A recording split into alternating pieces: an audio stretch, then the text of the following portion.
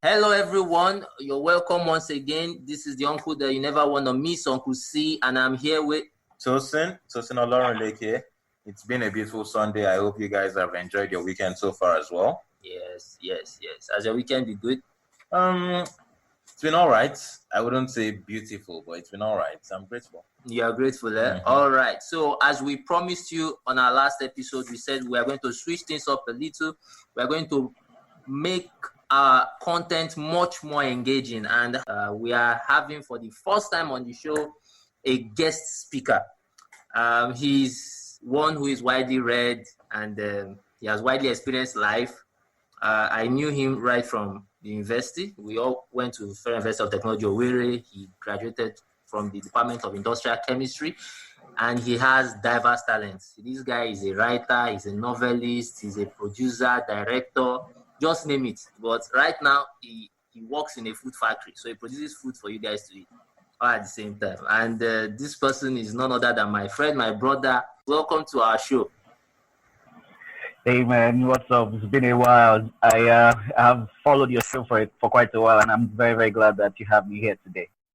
We are very glad that you could come. We thank you for the opportunity. So tell us, why exactly are you here? So you sent me an invite. Is that why? that's at least that's the first thing, and then the second reason would be that there's a story to tell. There's an epidemic that is growing in our community, and nobody, or the vast majority of Nigerians, are not even aware of it. The rest of the world are very much aware of this, but Nigeria is still in the dark. So for those of us that are actually going through this, and you're listening today, you're probably going to be hearing some very interesting things that is going to resonate with you. Oh, interesting. We look forward to it, really. We look forward to learning. I'm sure our listeners also look forward to learning.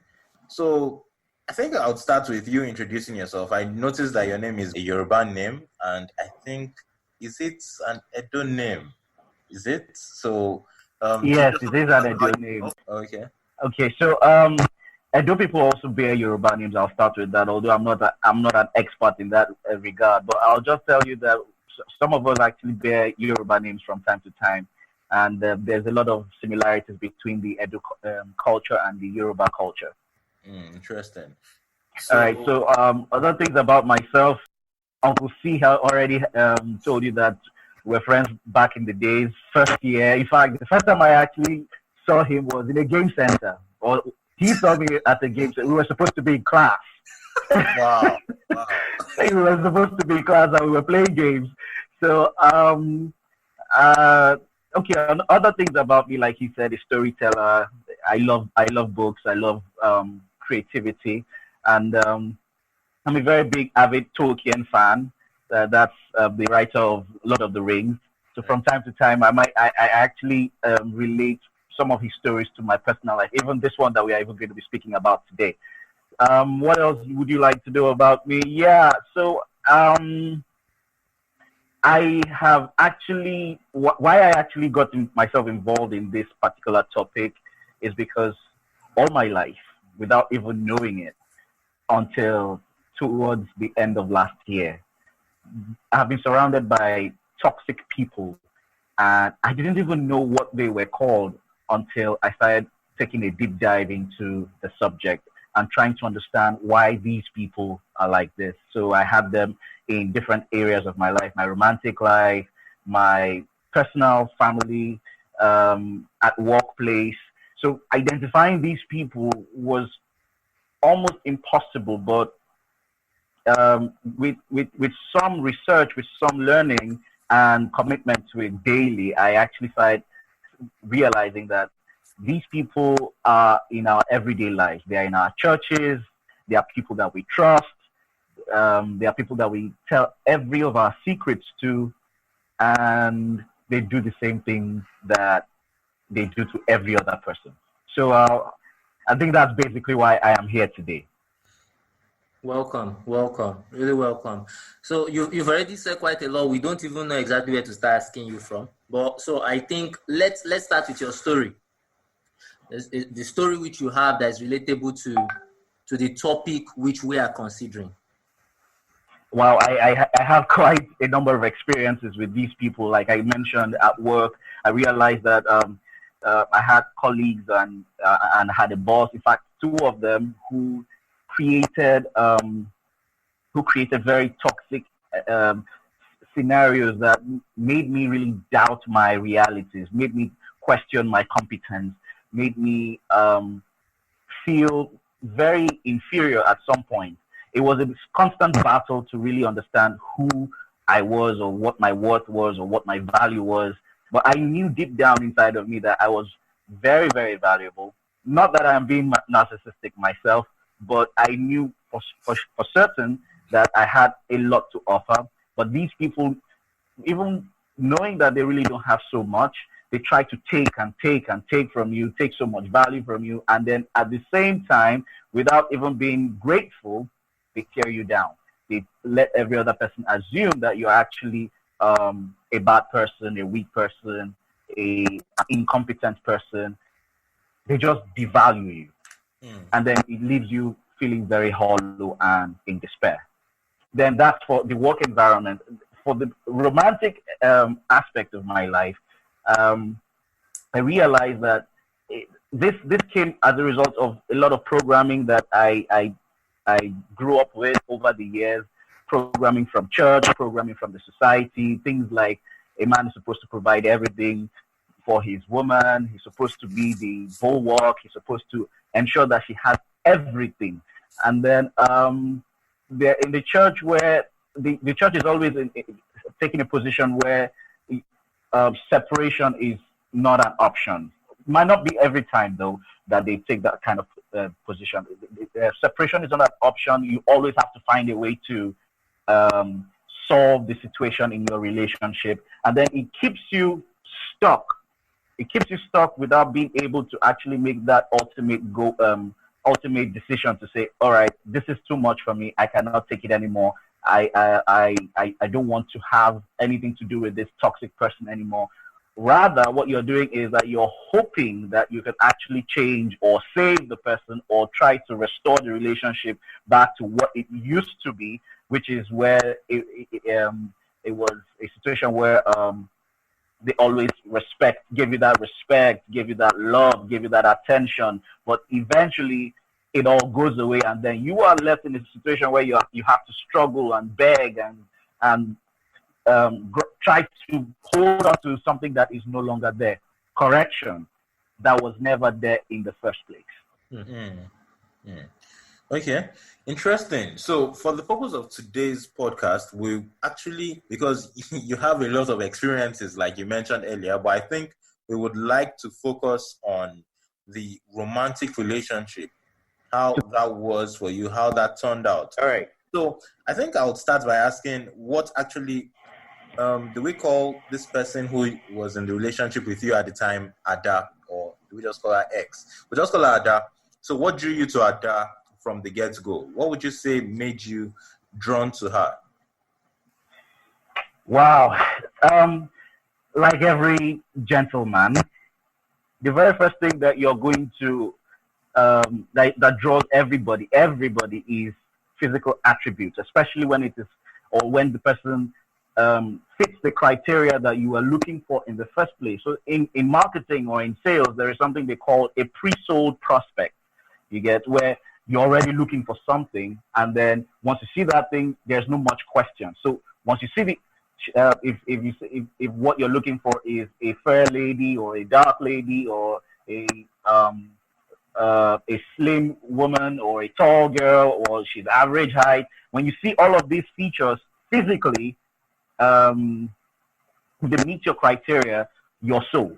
So one thing is ticked up. Now, when you look at the personality traits where you're looking for someone with confidence, for me, I was looking for someone that had confidence and somebody that was very well eloquent, outspoken.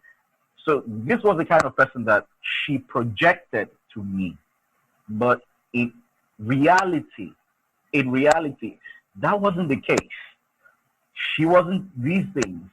She was completely different. As we go on, I'll probably tell you a lot more about why I got, or who this person really is. But this was basically what attracted me to this person.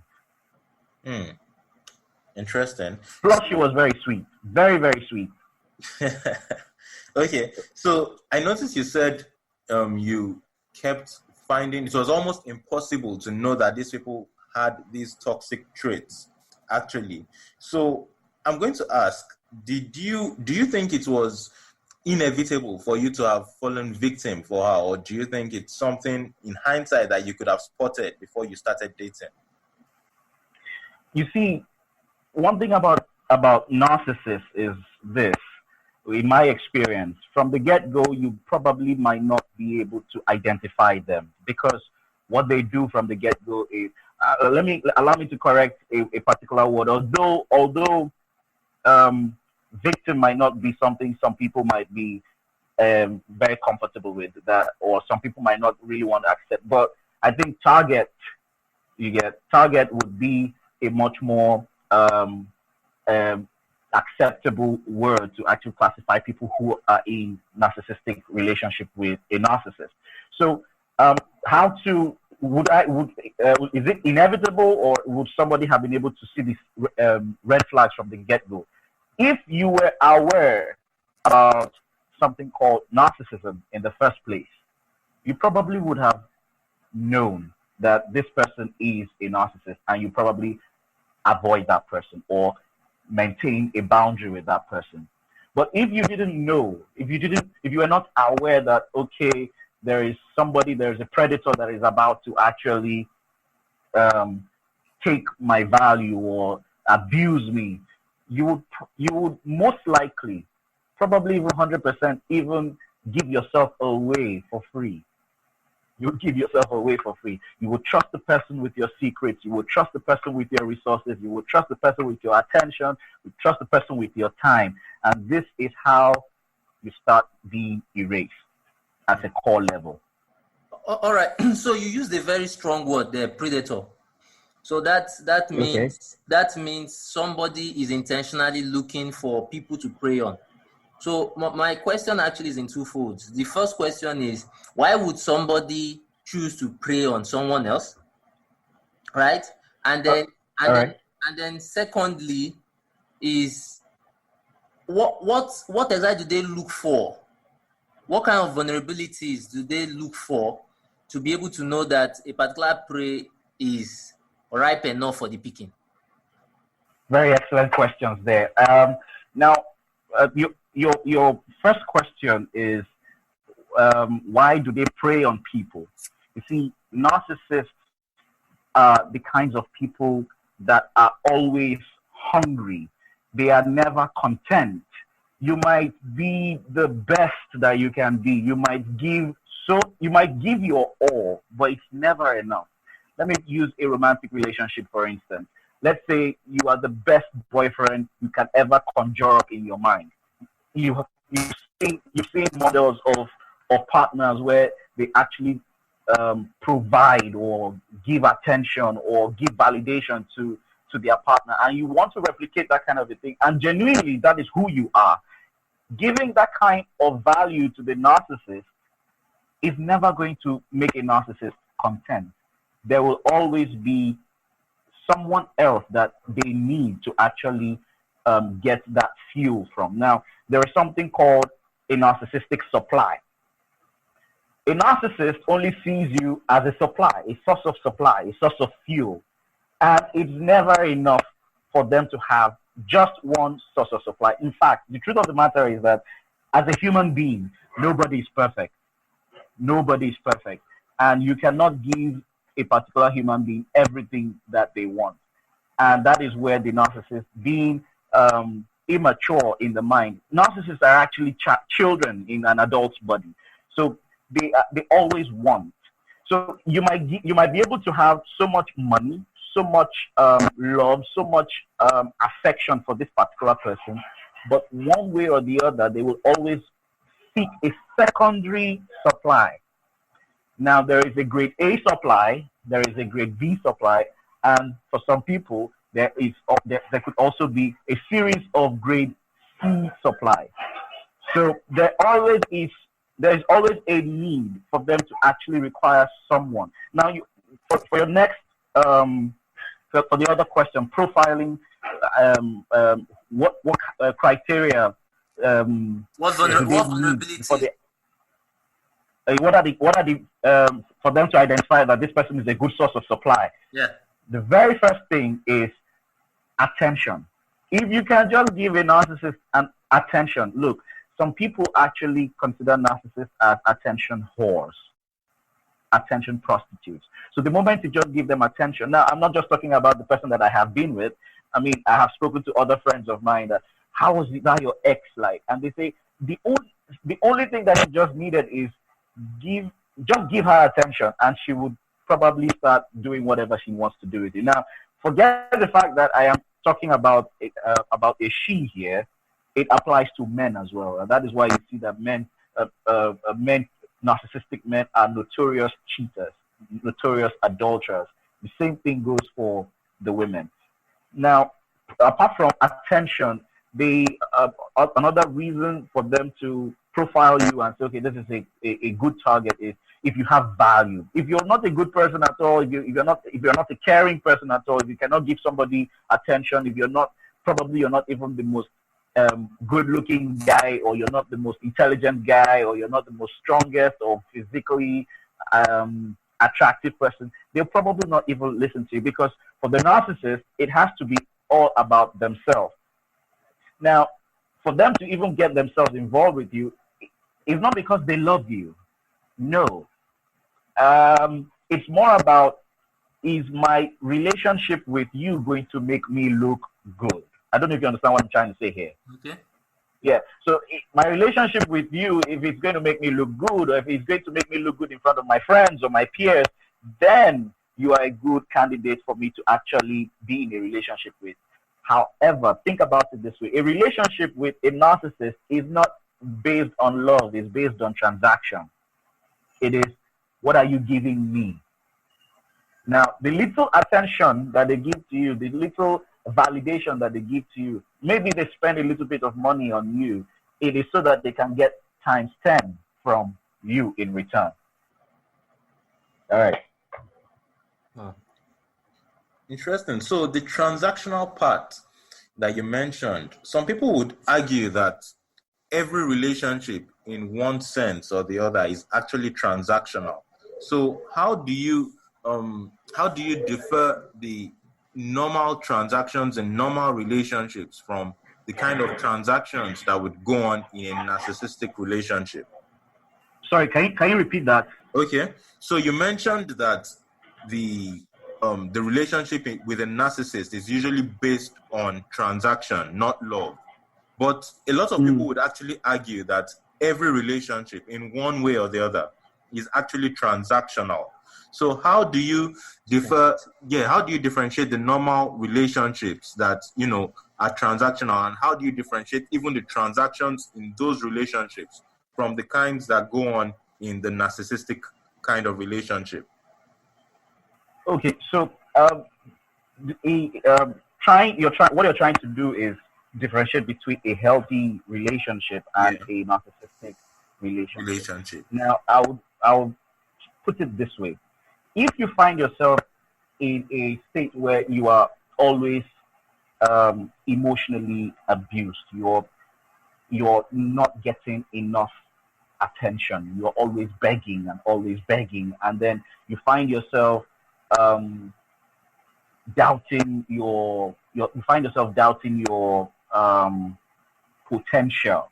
You find yourself doubting your value. You find yourself asking yourself, is this person really in this thing because of me, or just for what they want? Now, that is your intuition talking. Listen to it. Your intuition is sometimes, most of the times, very, very correct. But the problem with people like us, empaths like us, is that we always try to justify the narcissist's behavior and come up with excuses for them, even without them asking you to come up with excuses. You say, okay, maybe the person is busy, or the person is not able to attend to you at this time, or maybe the person's project is. The truth of the matter is, what the narcissist is doing at that time is, if they are not paying attention to you at that time, is that they are paying attention to somebody else, or they are grooming another supply for them to actually extort from. Yeah, the transaction now. But a healthy relationship, what exactly? A healthy relationship, you would definitely know when the person is attending to your needs.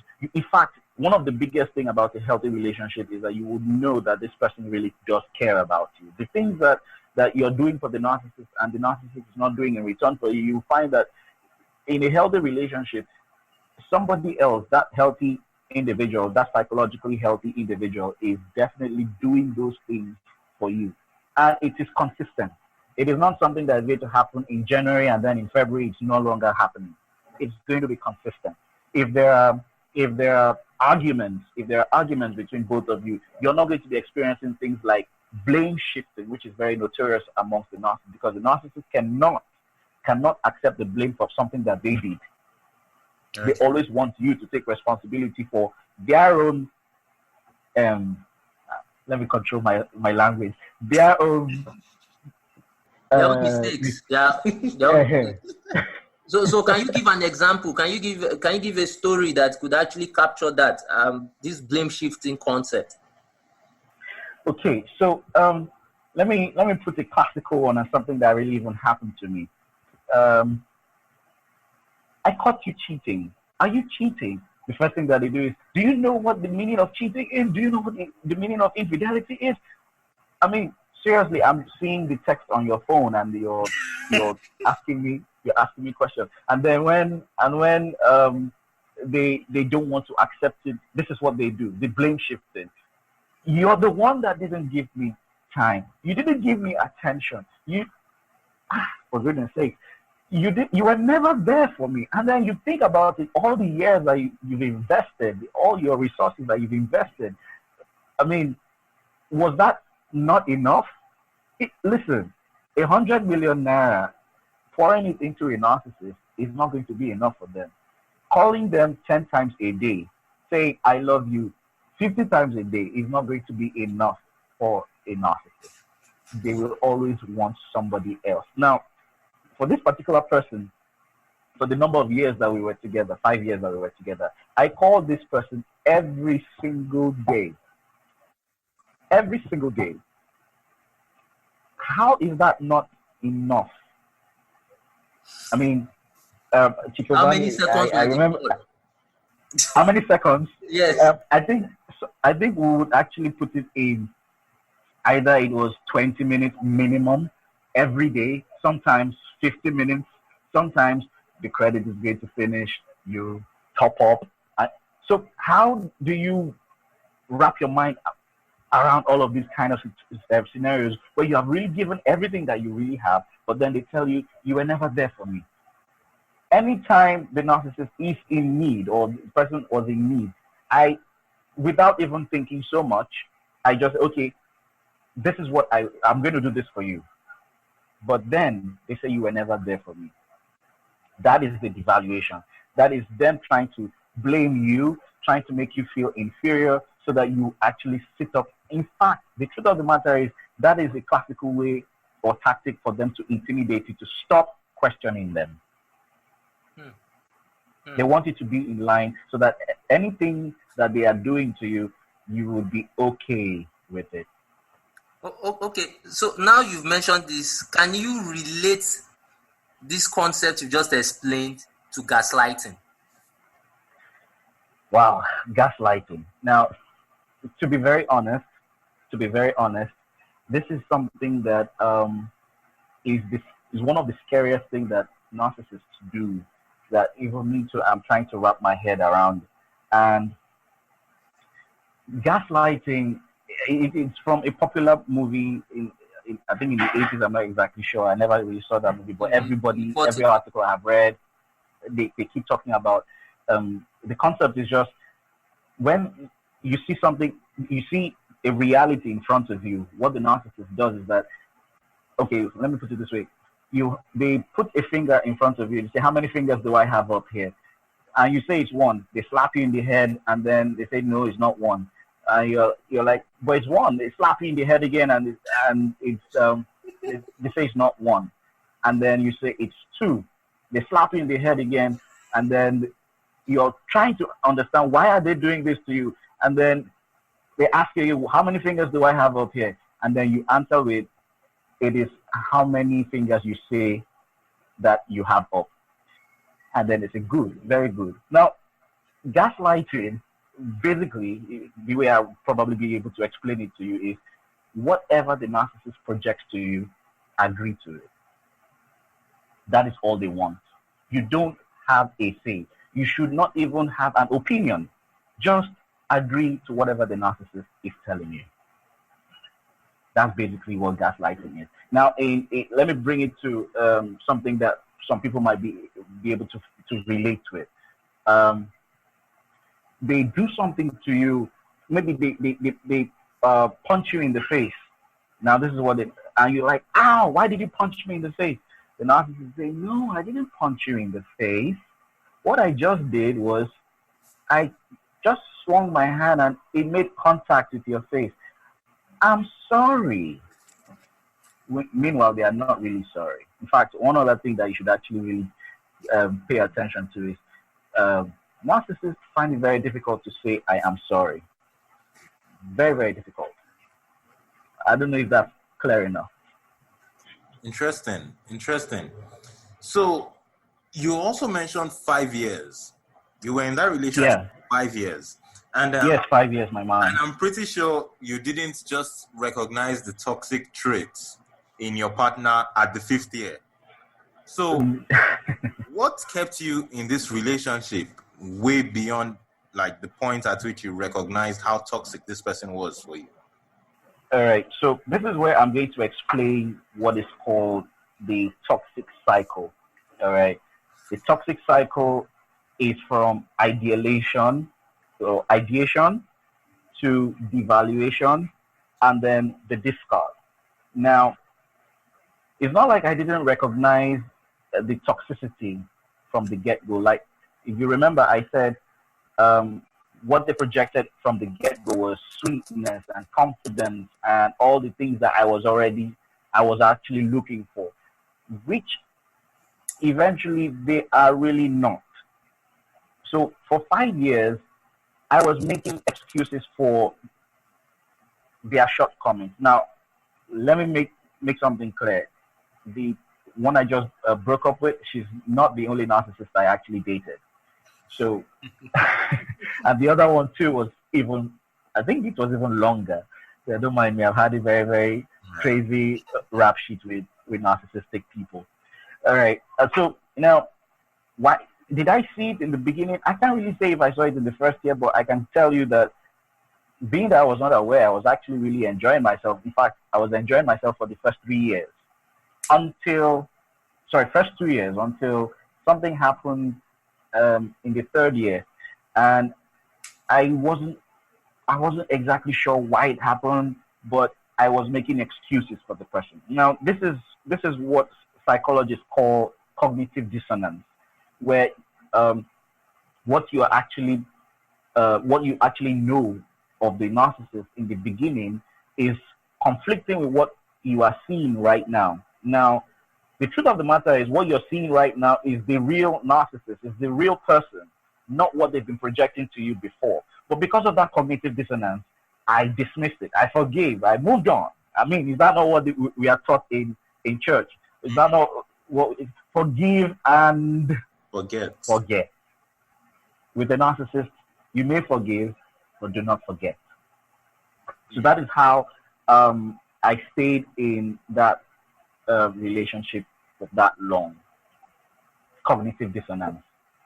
And there's also and the cognitive dissonance also creates trauma bonds, and everything that they do, the conditioning over the years, this toxicity, it creates a trauma bond where you feel very dependent on this particular person for your happiness, for your survival. If you're a woman, probably it's for your survival because maybe the person is making you feel like the guy is making you feel like I am the only one that can provide you with with the resources for you to exist.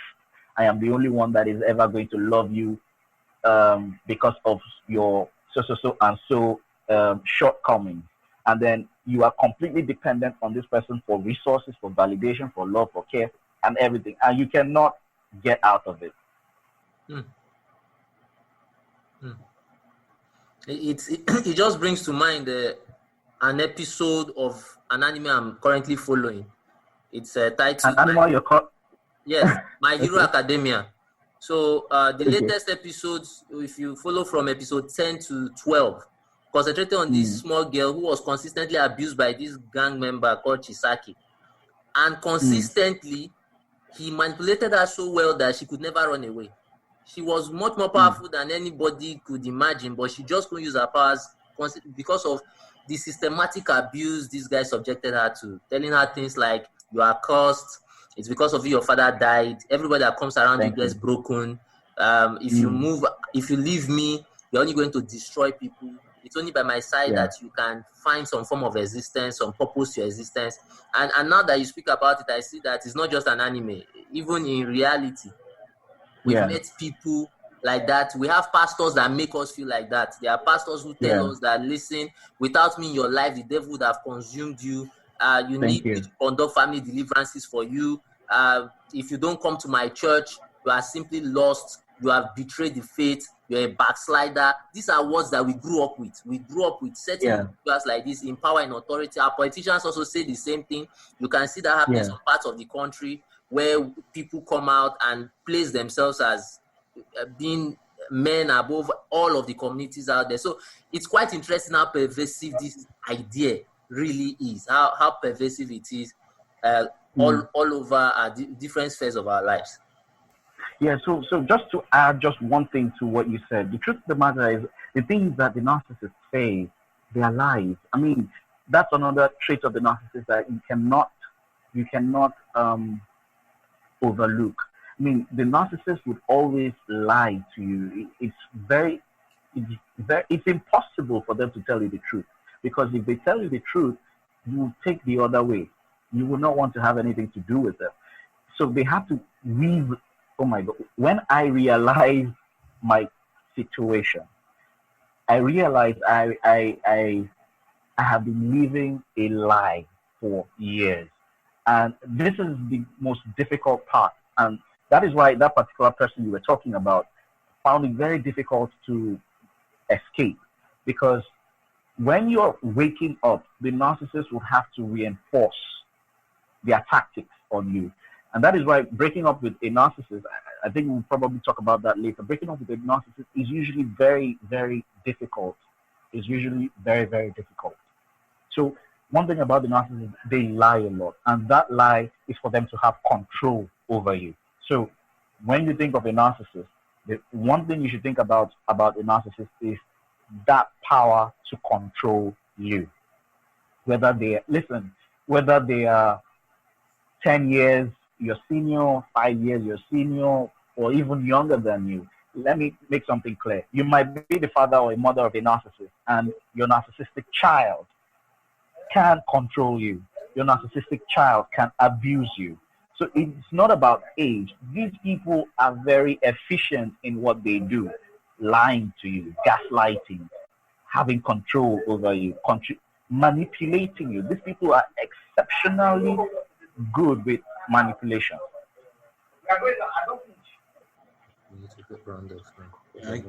Okay. Yeah. So lastly, just as a way of rounding up, I'd like to ask, definitely this relationship had some effects on you. So how did you deal with these effects, and how are you overcoming them even after getting out of the relationship? Now, I think I've lost count now, but I think I'm about 2 months out of it.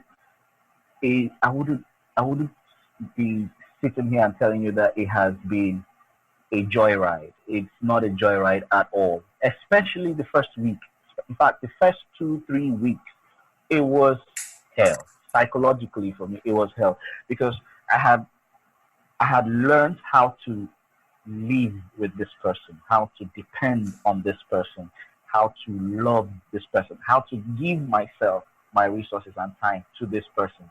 Now that person is no longer there. Truth is, I actually broke up the relationship. You get, um, even though I did that, even though I knew who she was, it was still very hard for me to move on like that. It was very hard, but hard is not impossible.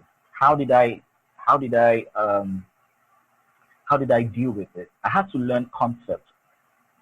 Like I said, I spoke to people, and everybody I spoke to never really understood my situation. People just told me some things that I just felt I needed more clarity. I needed more clarity, and that is how I discovered these things online. The truth of the matter is, even when I discovered this and I built this up, I went back. Wow.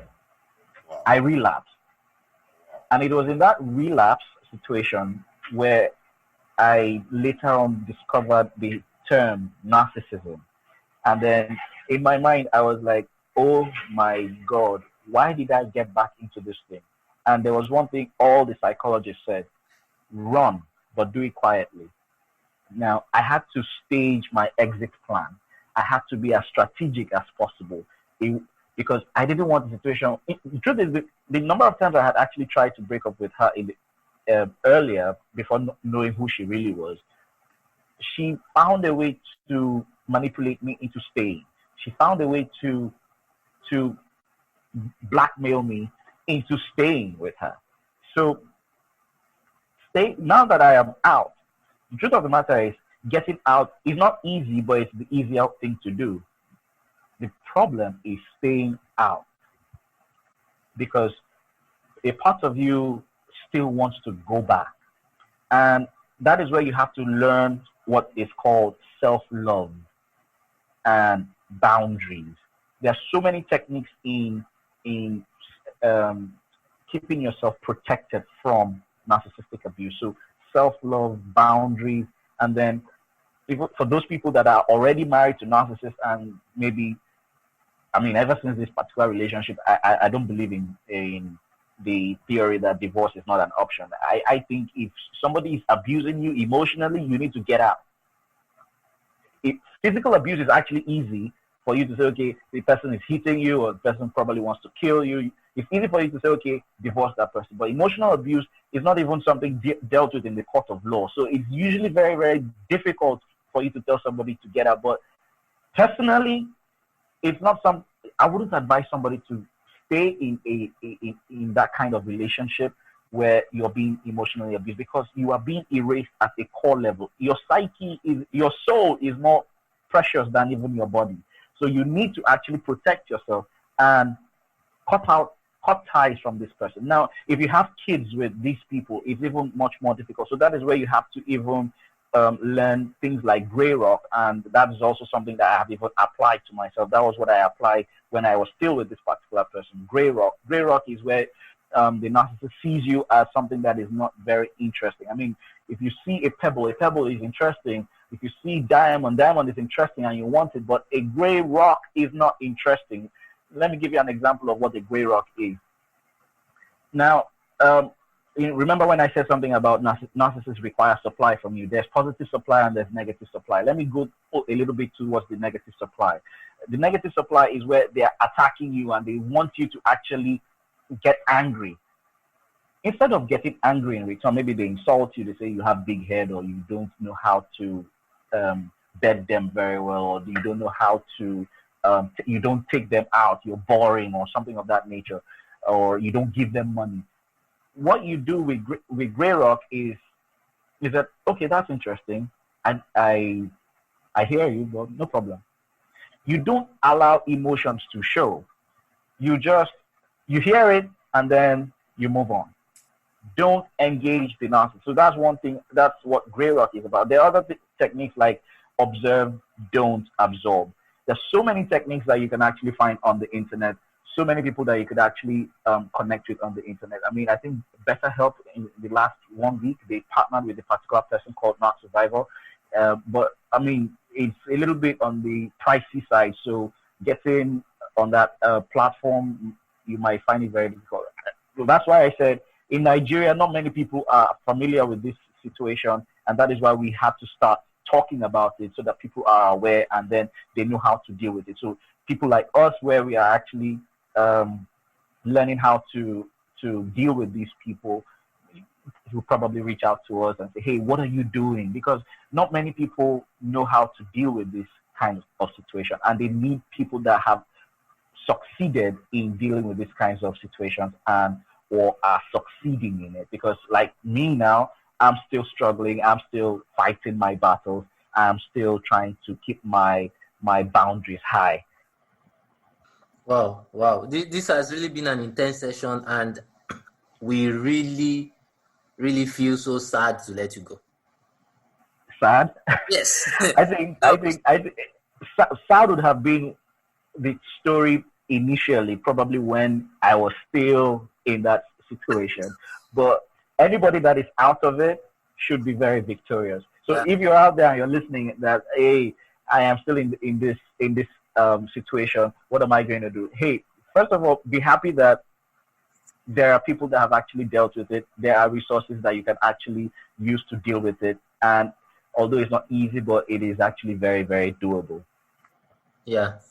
So I believe we are going to find more time to bring him back on the show, because we've just scratched the surface with regards to this particular topic. So as usual, always remember that we need to tell our stories. If we do not tell our stories, other people would tell them for us, and they would never tell them as well as we can. Ohis, thank you very much for coming on this show. We really appreciate, and we do hope to have you more on the show as the months run by. Please have a very, It will be my pleasure. Yeah. Thank you very much.